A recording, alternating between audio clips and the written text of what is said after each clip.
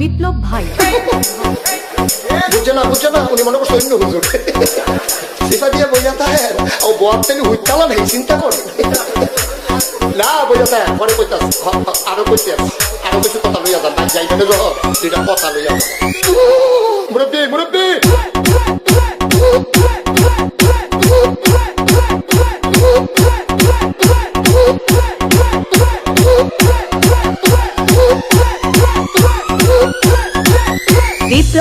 বিপ্লব